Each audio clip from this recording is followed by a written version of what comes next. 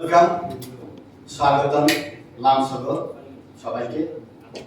আজকে আমাদের ভারতীয় জনজাতি মোর্চা ত্রিপুরা প্রদেশের ডাকে আপনারা সারা দিয়ে সব মিডিয়ারা আসবেন, আপনাদেরকে স্বাগত। আমাদের আজকের মেইন প্রেস মিটের আপনাদের ডাকার একটাই কারণ,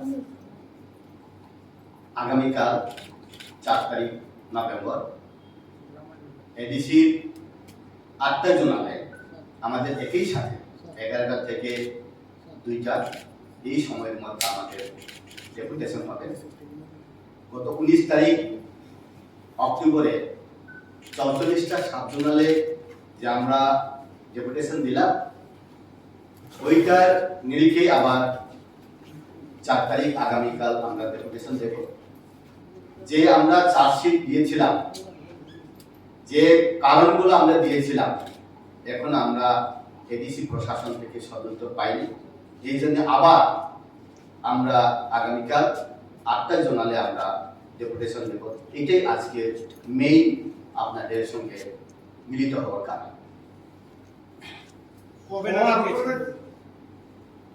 শহর আগরতলাতে কোনো জোনাল অফিস নেই। আমাদের আরবান ডিস্ট্রিক্ট আছে, এখান থেকেও জনজাতিরা আমাদের ওয়েস্ট জোনাল খুমুলুঙ্গে যাবে। দাবি একটাই, এডিসিতে যেটা ডেভেলপমেন্ট হচ্ছে না, করাপশন হচ্ছে, এটা কোয়েরি করার জন্য যে পয়েন্টগুলো আমরা দিয়েছিলাম গত 19 তারিখে, 8টা পয়েন্ট, যেমন এডিসি ভবন নির্মাণ, ওইটাও ঠিক হয়নি। কারণ উত্তর গেটে ওল্ড কাউন্সিল ভবনে এডিসি ভবন 5 তলা করে নির্মাণ করার কথা ছিল, পাইলিং করে। এটা নীতি আয়োগের টাকা। ওইটা এডিসিতে ত্রিপুরা প্রশাসনে আসার পর ওই যেটা কনস্ট্রাকশন হওয়ার যেটা প্রসেস ছিল, ওইটা ডাইভার্ট করেছে। ডাইভার্ট যদি করতে হয়, নীতি আয়োগের টাকা যদি ডাইভার্ট করতে হয়, চিফ সেক্রেটারির সঙ্গে পরামর্শ করে ডাইভার্ট করতে হয়। কিন্তু এই টাকা কোন জায়গাতে খরচ করা হবে এখনো কোনো ব্ল্যাক এন্ড হোয়াইট রিপোর্ট পাইনি। এইটা আর বিভিন্ন জায়গাতে আমরা দেখলাম, খেরাবাদ হসপিটাল নির্মাণ থেকে শুরু করে কম্পিউটার ডিস্ট্রিবিউশন করার জন্য যেটা টেন্ডার হয়েছিল, এইগুলা শুরু করে রাবার প্ল্যান্টেশনের যেটা করাপশন, ওইগুলা শুরু করে প্রত্যেকটা ডিপার্টমেন্টের প্রত্যেকটা হেড আমাদের এখানে 8টা পয়েন্ট আছে। গত 19 তারিখেও যে পয়েন্ট, এই পয়েন্ট আমরা আবার রিপিট করছি।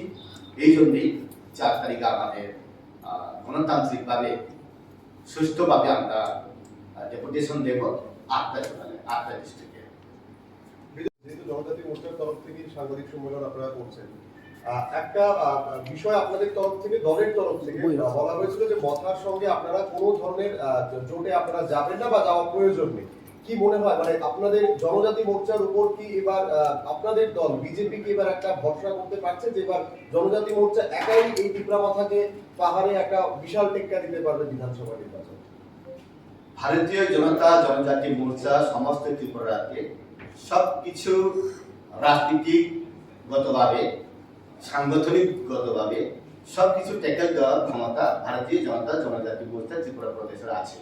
কিন্তু যদিও কার সঙ্গে সমঝোতা হবে না হবে, এটা দিল্লি আমাদের কেন্দ্রীয় যেটা সংগঠন প্রদেশ, তাদের উপরে নির্ভর। আমাদের জনজাতি মোর্চা এই ব্যাপারে আমাদের কিছু বলার কোনো স্পেস নেই। যেহেতু আমরা দেখেছিলাম যে একেবারে যেটা সদ্য সমাপ্ত আমাদের এডিসি নির্বাচনে জনজাতি মোর্চা একটা ভালো ফলাফল করেছে, যে যতগুলো সিট আপনাদের কাছে দেওয়া হয়েছিল আপনারা সেখান থেকে ভালো সংখ্যায় জিতিয়ে আনতে পেরেছেন, কিন্তু আইপিএফটি সেটা পারেনি। এবার যদি মথার সঙ্গে বিধানসভা নির্বাচনে দেখা গেল যে 50-50-এ আপনাদের সঙ্গে জোট হলো, যদিও এটা মানে এখনো সম্ভাব্য নয়, কিন্তু যদি সেটা হয় কোথাও কি আবার সেটা আপনাদেরকে অবিশ্বাসের একটা জায়গায় থাকবে যে আপনারা সুযোগ পেলেন না, জনজাতি মোর্চা সুযোগ পেল না কাজ করতে। 2021-এর এডিসি ইলেকশনে 28টা সিটের মধ্যে 17টা সিট দেওয়া হয়েছে আইপিএফটিকে, 11টা সিট বিজেপি কন্টেস্ট করলো। 17টা সিট দেওয়ার পরে 0-0 হলো আইপিএফটি। 11টা সিট বিজেপি নেওয়ার পর 10টা সিট আমরা 10 জন এমডিসি পেলাম। আমাদের আউটস্ট্যান্ডিং অ্যাচিভমেন্ট। এখন আগামী বিধানসভা ইলেকশনে 2023-এ সিট সমঝোতা হবে না এটা সময় কথা বলবে, কিন্তু মাননীয় আমাদের ত্রিপুরা প্রদেশে থেকে প্রেস মিট করা হয়েছে কিছুদিন আগে আপনাদেরকে নিয়েই, ডক্টর অশোক সিনহা কেউ সঙ্গে কোনো সমঝোতা হবে না। আপনারা বুঝলেন, যেহেতু এটা ত্রিপুরা প্রদেশ থেকে বলা হয়েছে প্রেস মিট করে, ডেফিনেটলি কেন্দ্র থেকে ইশারা পেয়ে কেন্দ্রের আশীর্বাদেই এটা বলা হয়েছে।